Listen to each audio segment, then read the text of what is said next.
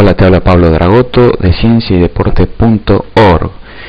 Vamos a continuar con la serie de los videos de hidratación deportiva.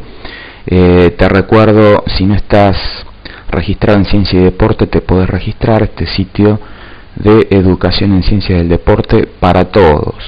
Vamos a retomar los videos de hidratación deportiva. Es recomendable que si no viste los primeros 3 videos, los veas para continuar con este. Están en YouTube y están disponibles en el sitio también de Ciencia y Deporte. Lo primero que quiero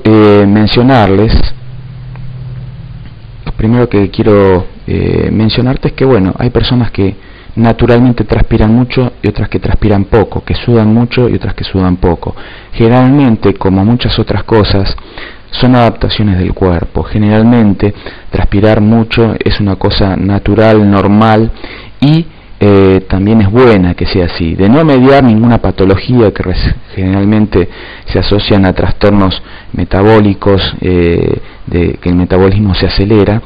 Transpirar mucho no es ningún tipo de inconveniente, y es muy común la consulta por transpirar en forma excesiva. Pero lo primero que hay que pensar que es un deportista entrenado, que es un deportista que entrenó su transpiración, su sudor, y que tiene buenos mecanismos regulatorios. El tema es que cuanto más se transpira, más hay que reponer. Si transpiro 1 litro, tengo que intentar reponer 1 litro. Si transpiro 2, 3 litros, tengo que intentar reponer 2 o 3 litros. Porque esas pérdidas, si no se reponen adecuadamente, se pagan de alguna manera. Se pagan con menor rendimiento, se pagan con no tener el rendimiento deseado, se paga con un tiempo mayor al deseado en ciertas pruebas. También se pagan con menor recuperación de un día a otro, también se pagan con hacer menos eficiente un plan de entrenamiento. Uno puede tener un excelente entrenamiento, puede tener un excelente plan de entrenamiento, un excelente plan alimentario. Si falla en la transpiración, está dando ventaja. Si falla, en la hidratación, está dando ventaja. Si falla en cómo reponer los líquidos, está dando ventaja, sobre todo en los deportes de resistencia y de larga duración, tanto sea en competencias como en entrenamientos. Como decíamos en los primeros videos, están muy de moda, gracias a Dios, porque acerca a mucha gente a la actividad deportiva. Está muy de moda las carreras de aventura, las carreras de larga duración, gente que se acerca al deporte masivamente a través de las competencias de pedestrismo, las competencias combinadas, las competencias en lugares naturales, las competencias de aventura, en donde gente de mediana edad para adelante se acerca al deporte, muchas veces sin haber tenido antecedentes deportivos, muchas veces siendo sedentario durante décadas, se acercan a este tipo de deportes. Un factor fundamental es, entre otros, el de la hidratación. Entonces, por eso la insistencia, por eso esta serie de videos, y también mostrar, otro concepto que quiero mostrar con esto, es que se transpira, se pierde peso en líquido mucho más de lo que uno se imagina, y lo vamos a ver en números, lo vimos en números en los videos anteriores. O sea, uno cree que transpire medio litro, transpire 1 litro, pero es muy fácil en 1 hora, hora y media, 2 horas, 3 horas de entrenamiento, de competencias, transpirar varios kilos de litros, litros de agua, los cuales, si no se reponen, vamos a ver las consecuencias.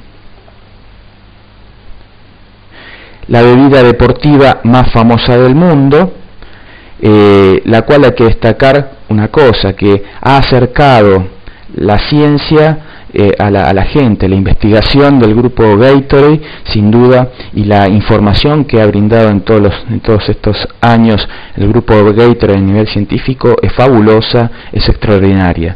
Y el Gatorade sin duda es la mejor, no la mejor, sino la bebida deportiva instalada en la mente de todas o de la gran mayoría de las personas y deportistas.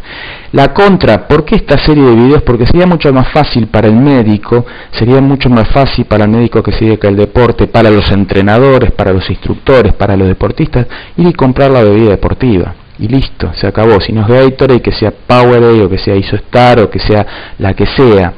Pero sería mucho más fácil. Tenés que tomarte 2 litros de Hydroplus, porque en una hora de patín transpiraste 2 litros y tenés que tratar de tomar antes y durante el entrenamiento más o menos 2 litros de Hydroplus, ir y comprarlo y listo, y se acabó.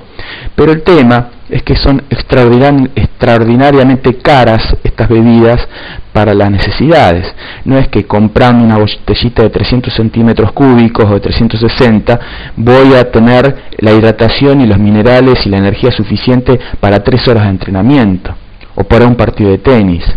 Y si necesito comprar 3 litros de Powerade, o 3 litros de Gatorade, o 3 litros de Isostar, o 3 litros de Hydroplus, o de la bebida que sea, comercial que sea, tengo que gastar $10, $12, $15 para reponer en forma adecuada. Entonces, esta serie de videos es para ver lo real y tratar de ayudar a la gente a utilizar todas estas bebidas y tratar de ser eficiente también cuidando el bolsillo de las personas.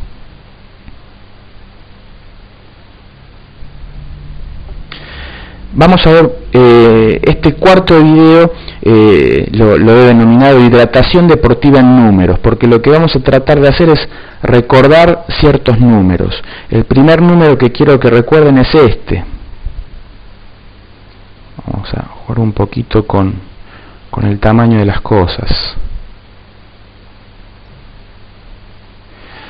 El cuerpo humano tiene entre 50 y 60% de agua. Si yo en este momento, si tuviera un gran exprimidor que exprime el agua hasta la última gota de agua, y yo, Pablo Dragoto, me pongo en ese exprimidor y me exprimo al máximo, seguramente entre el 50 y 55% que pueda sacar va a ser agua. Los hombres, en general, por tener más porcentaje de masa muscular, se acerca más al 60%. Un deportista hombre muy magro y musculoso seguramente va a estar más del 60% de agua. Los músculos tienen una cantidad de agua formidable, las células musculares. Cuanto más grasa tiene una persona en el cuerpo, cuanto más peso graso tiene, peso adiposo mejor dicho, porque muchas veces no gusta el término de peso graso, peso adiposo tiene una persona, más se va a acercar al 50%, una persona obesa por ahí tiene el 45% de agua. El tejido adiposo, las células adiposas tienen muy poca agua. Entonces, las mujeres que tienen porcentualmente más peso graso, más peso graso que los hombres, se acercan más al 50%. Los hombres generalmente al 60%. Y si tomamos el clásico ejemplo del hombre de 70 kilos, que ahora habría que cambiarlo por el clásico ejemplo del hombre de 80 kilos, pero el clásico ejemplo del hombre de 70 kilos, entonces tenemos que el 40 kilos, 40 litros aproximadamente va a ser de agua. Este es el primer número que recuerden de este video de hidratación deportiva en números. Vamos a pasar al segundo numerito que quiero que recuerden, que es este, 10%. Cuando una persona, el promedio de las personas, si tomamos un promedio de las personas, si tomamos la pérdida de peso corporal de 10% por actividad física, por transpiración, si uno pierde el 10% de su peso corporal está en riesgo de muerte. O sea, para el común de la gente, inclusive de deportistas, para el común de la gente, de los deportistas, si uno pierde 10% del peso corporal, estamos muy al límite de patología grave, seria, está desde ya con golpe de calor, con síntomas de golpe de calor o más, y en ciertas personas puede ser la muerte directamente. Ustedes dicen 10%, en una persona que pesa 70 kilos son 7 kilos, pero ¿quién pierde 7 kilos? Sé que es muy difícil llegar a esos extremos, porque antes el cuerpo da aviso, antes el cuerpo no da más, antes el cuerpo se desmaya, antes el cuerpo tiene una lipotimia, antes el cuerpo se cae. Pero es muy difícil, pero vamos a ver que tampoco es tan extremadamente difícil. Para una persona de 80 kilos en una carrera de 2 días pueden perder 5 kilos fácilmente y están en el 5%, 6%. 7%. Y eso es dar ventaja, porque a partir del 2%, después vamos a ver el otro numerito en el próximo video, ya hay una caída del rendimiento, ya los mecanismos de regulación son deficitarios. Entonces este es el segundo numerito. De ya hay extremos en donde se ve que personas en estados de reportes anecdóticos, en donde personas que por varios días han tenido escasísimo litro, escasísima agua, digo, en situaciones de prisión o de clausuras por lo que sea, o de aislamientos en donde las personas no han tenido acceso al agua, por ahí perdieron en varios días más del 10% y están vivos. Y también en deportistas que no son muchos, pero que los hay y en cierta medida están presentes en todos lados, puede haber deshidrataciones cercanas al 10% y uno ve que el deportista está lo más bien. O sea, hay un acostumbramiento, hay una adaptación también a la deshidratación.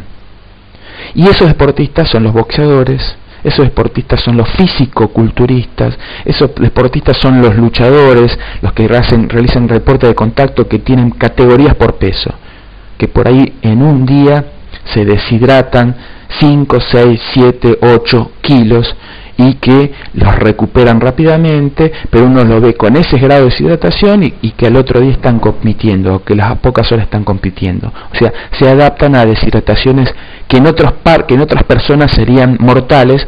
Estos deportistas se adaptan. Vamos un poquito de este 60% de agua, o sea, de estos 40 kilos, el 60% a su vez está dentro de las células. O sea, del total de agua que tenemos en nuestro cuerpo, el 60% está dentro de las células. Aproximadamente, para el ejemplo del hombre de 70 kilos, son 25 kilos. Y el 35% está fuera de las células. Esto es, entre las células, lo que denominamos intersticio, y en la sangre, que aproximadamente para un hombre promedio es de 5 litros, el total de sangre, la linfa, el tejido linfático o el líquido linfático, que también es un sistema vascular, un sistema de fluidos que está dentro del cuerpo, líquido cefalorraquídeo, líquido intraocular y otros líquidos, suman el 35% de agua que está fuera de las células. Pero fíjense, intracelular 60%, y cuanto más músculos tenemos, más agua está dentro de las células. Y como lo decía recién, hay mucho agua dentro de las células musculares, hay poco agua dentro de las células adiposas. Y la sangre, que decíamos que en promedio son 5 litros de sangre, está compuesta por glóbulos rojos, células que a su vez tienen líquido dentro del glóbulo rojo que se cuenta dentro de este líquido intracelular, y plasma.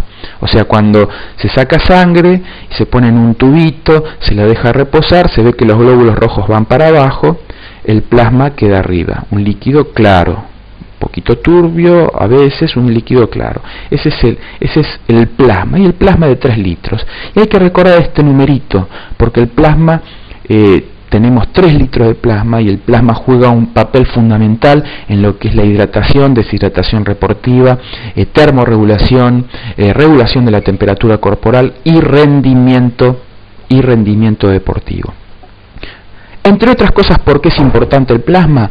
Porque transporta los glóbulos rojos. El transporte de los glóbulos rojos a los pulmones para que se oxigenen, la lleva hasta los músculos para donar el transporte de los glóbulos rojos, es el líquido, es el plasma, estos 3 litros. También se transportan proteínas, por ejemplo la albúmina, las globulinas, las sustancias que defienden al cuerpo, la albúmina que transporta elementos en la sangre. Por ejemplo, cuando hacemos un ejercicio aeróbico debajo del umbral aeróbico, en donde quemamos lípidos, ¿cuál es el circuito metabólico? En el adipocito están los triglicéridos, dentro de las células de adipocitos. Cuando hay un estímulo para quemar lípidos, por ejemplo un ejercicio aeróbico de baja intensidad, por ejemplo una caminata, un trote suave, ese triglicérido se hidroliza y queda 3 ácidos grasos y un glicerol.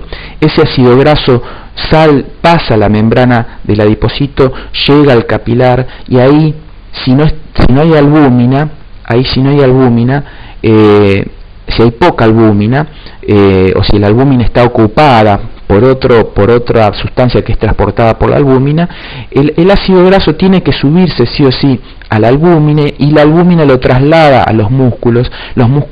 El ácido graso se baja, pasa a la membrana muscular, y dentro de la célula muscular ese ácido graso tiene que hacer todo el proceso metabólico de beta-oxidación, entrar a la mitocondria y quemarse a dióxido de carbono, agua y a muchos ATP. O sea, fíjense todos los pasos que tiene que recorrer el ácido graso del adipocito hasta el músculo, y las decenas de pasos metabólicos en donde van muchas enzimas que juegan un rol, y en donde el ácido graso tiene que ser transportado. Todo esto es entrenable, todo esto pasa en el cuerpo cuando hay un ejercicio debajo del umbral anaeróbico. Y cuando aceleramos y pasamos el umbral anaeróbico, deja de suceder estos pasos. Entonces, fíjense que todos estos pasos no se puede hacer todos estos pasos rápidamente. Por eso se quema grasa, se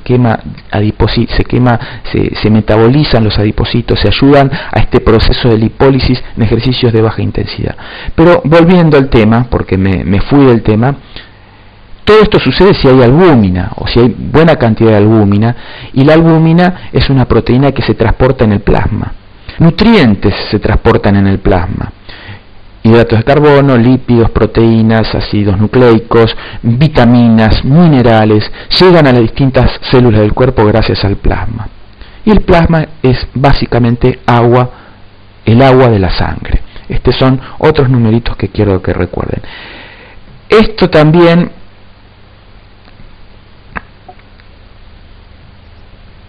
número 4, vamos a pasar acá, vamos a ver si lo podemos agrandar un poquito. Número 4.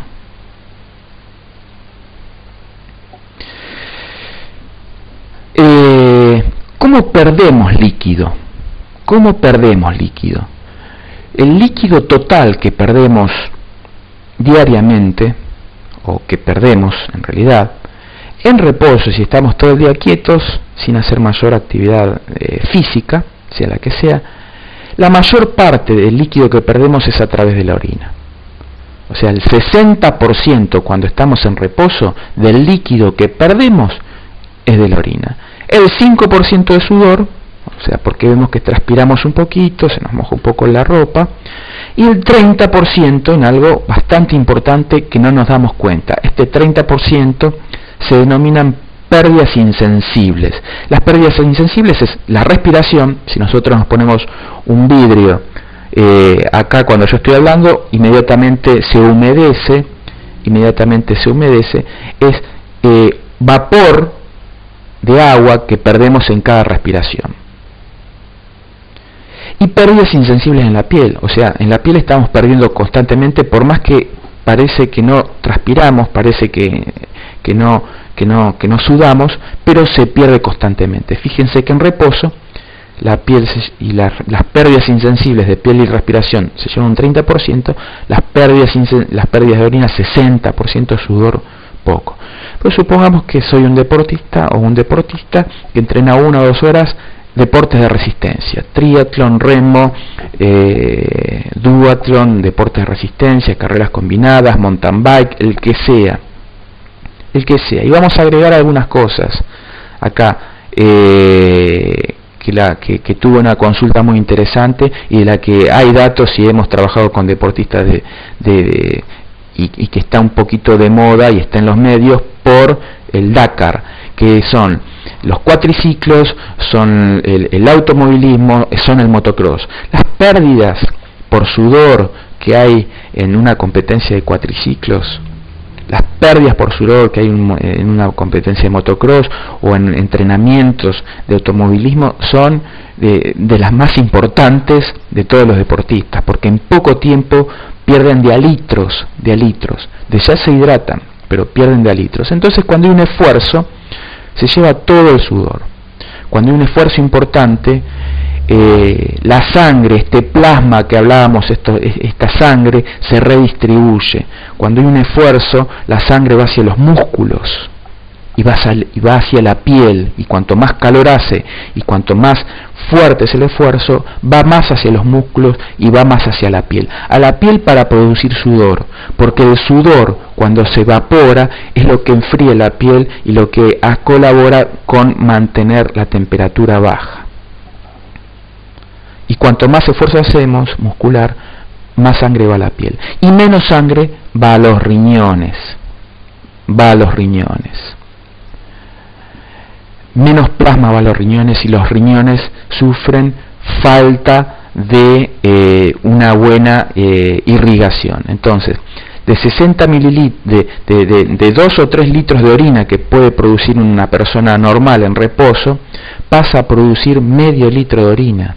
Una persona mal hidratada que realiza mucha actividad física hace sufrir un poquito los riñones. Los riñones son órganos muy nobles, los riñones no les va a pasar nada en personas sanas, pero hay riñones en personas de mediana edad en adelante que tienen un poco de hipertensión o que tienen algún grado de insuficiencia renal subclínica mínima, que deshidrataciones importantes día a día, crónicamente, porque esa persona de 50 años empezó a hacer actividad física y empezó a correr carreras de resistencia y empezó a correr carreras de extremas, todos los días está deshidratando y está haciendo sufrir a los riñones porque se hidrata mal.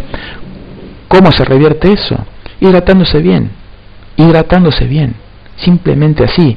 Lo que pasa es que creemos que sudamos menos, creemos que tenemos pocas pérdidas de líquido y entonces reponemos 300 mililitros, 500 mililitros, 3/4 de litros cuando por ahí estamos perdiendo 3 litros. Entonces hay deshidrataciones crónicas. Entonces la orina pasa de producirse a 3 litros por día a en situaciones de entrenamientos diarios por ahí medio litro, 300, 400 mililitros. Entonces esta es la pérdida en reposo y esfuerzo a grandes rasgos. El otro tema que quiero decirles es que los deportes que más sufren todo esto sin duda son los deportes de resistencia. Vamos a ordenar un poco esto. Bueno, primero vamos a pasar a este, que es el número 4.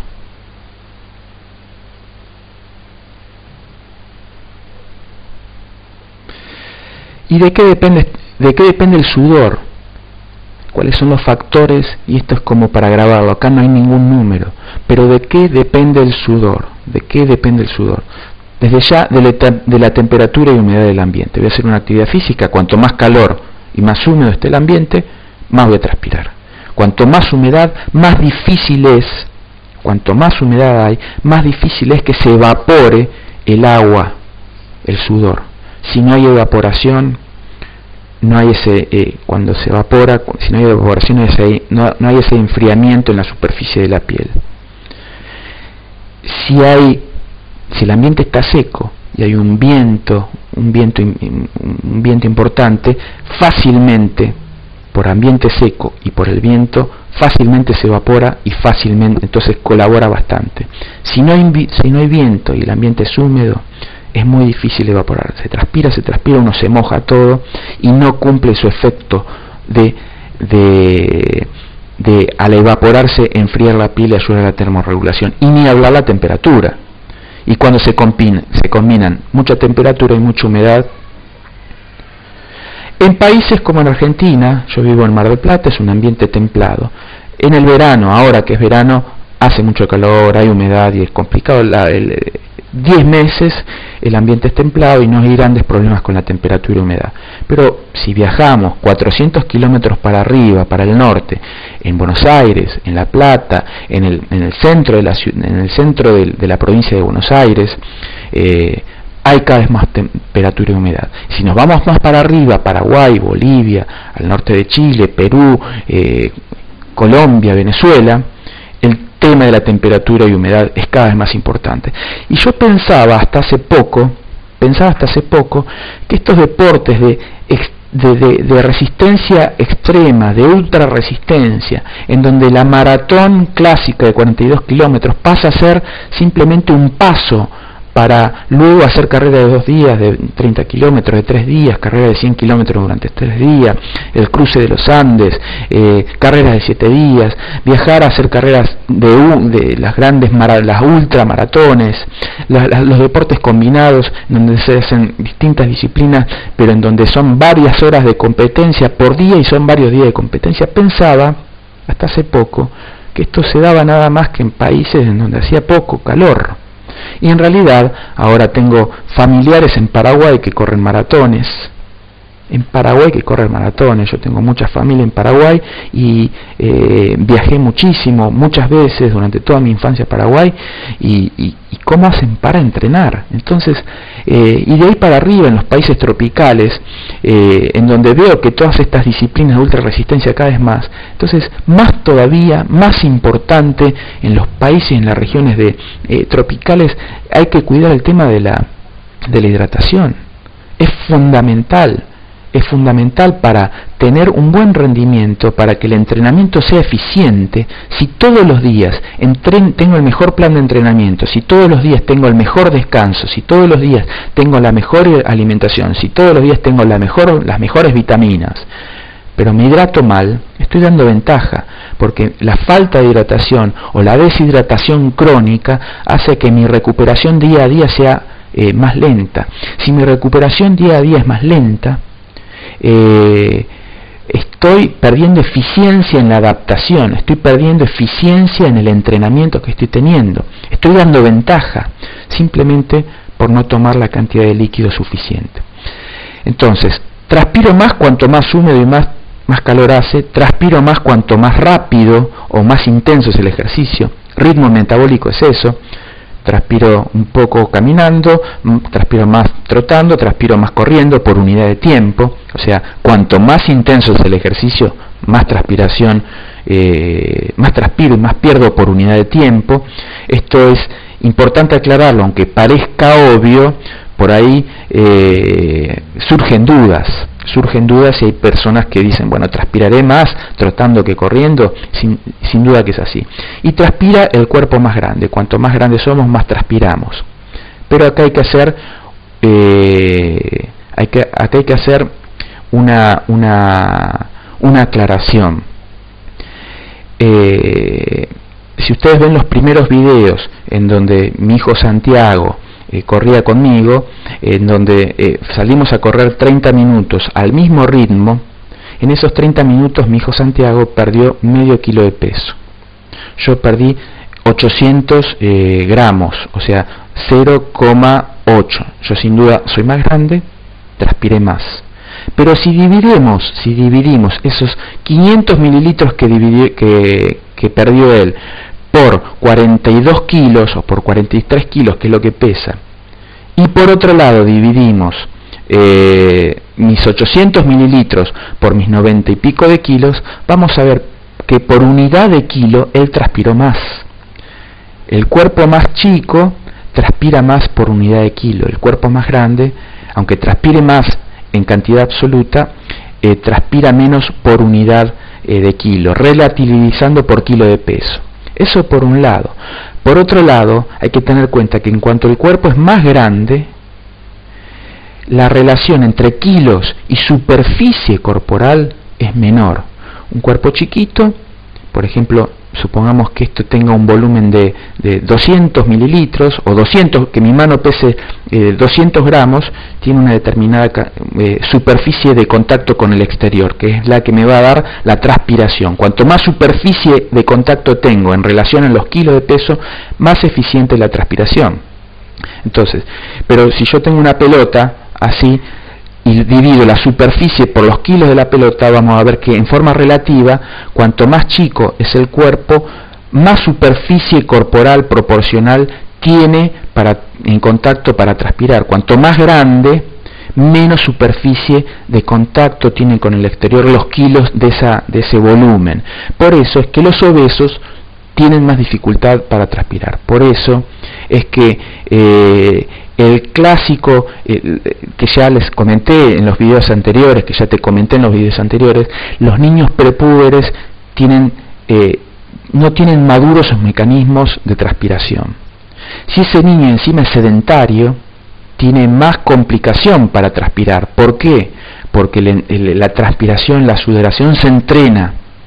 El chico que hace actividad física transpira más fácilmente. El chico que no hace actividad física no tiene entrenado su mecanismo de sudoración.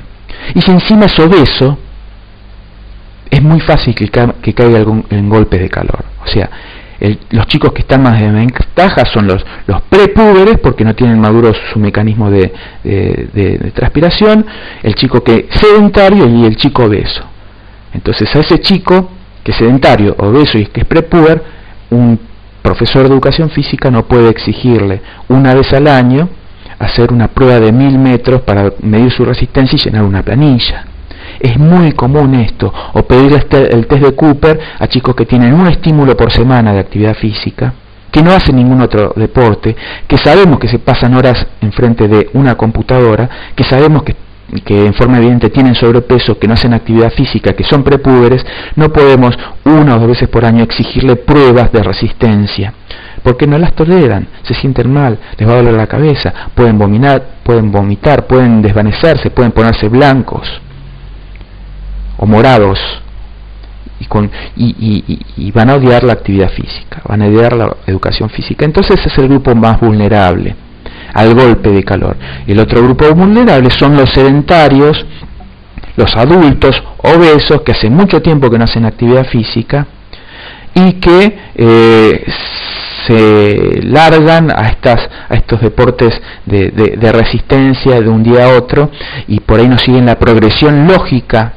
de entrenamiento, quieren hacer mucho de golpe, y es lo que se ve cada vez más frecuente. Les voy a relatar decenas de casos clínicos en las últimas semanas de golpe de calor, de trastornos de abandono de competencias, de abandonos de actividad física por 2 o 3 años, simplemente por un mal conocimiento de este tema puntual que es la hidratación deportiva, hasta problemas serios, hasta muy cercanos a la muerte. Les voy a relatar casos clínicos que me vienen en las últimas semanas, que es donde más se ven estas cosas. Se los voy a relatar por ahí en el próximo video. Y para terminar este video y seguimos con el próximo, para cerrar un poquito, que ya se los comenté, pero creo que es importante volver a los chicos. Es muy típico ver a chicos prepúberes haciendo entrenamiento, haciendo competencias de 2 horas de entrenamiento en los deportes de conjunto, hockey, rugby, fútbol, básquet, en deportes al aire libre y al sol, que fácilmente se hacen entrenamientos en fútbol, hockey, rugby, al aire libre y al sol de 2 horas de duración en chicos prepúberes, y en gimnasios en donde no están al rayo del sol directo, pero se forma un microclima húmedo y muy caluroso, y los entrenamientos duran 2 horas, duran 3 horas. Es muy fácil ver chiquitos prepúberes todos colorados, que se empiezan a sentir mal, que les empieza a doler la cabeza. O sea, lo primero es falta de fuerza, no rinden, les empieza a faltar un poco el aire y les empieza a doler la cabeza, y se ponen todos colorados y ven que no transpiran mucho. Uno no los ve mojando las remeras, uno los ve colorados. Sus mecanismos de regulación de la temperatura no están maduros. Luego ese chico el año próximo por ahí transpira un montón. porque de los 12 años pasó a los 13 y justo está madurando, así como madura todo el cuerpo, madura sus mecanismos de termorregulación. Entonces, los niños pueden ser que se pongan todos colorados con poca transpiración, y ya cuando pasan la pubertad, chicos y chicas, ya empiezan a mejorar su transpiración. El obeso transpira poco y el sedentario transpira poco, por una cuestión de entrenamiento, entre otras cosas, de la transpiración. Pasamos al próximo video. En breve pasamos al próximo video. Quiero que para ver el próximo video, por favor, tengan en cuenta de ver todos, no vean este video nada más en forma aislada, y los invito a registrarse en cienciaydeporte.org si no están registrados, para tener acceso a todo el material gratuito y tener la opción también de acceder por un mínimo abono mensual al material premium de Ciencia y Deporte. Hasta el próximo video.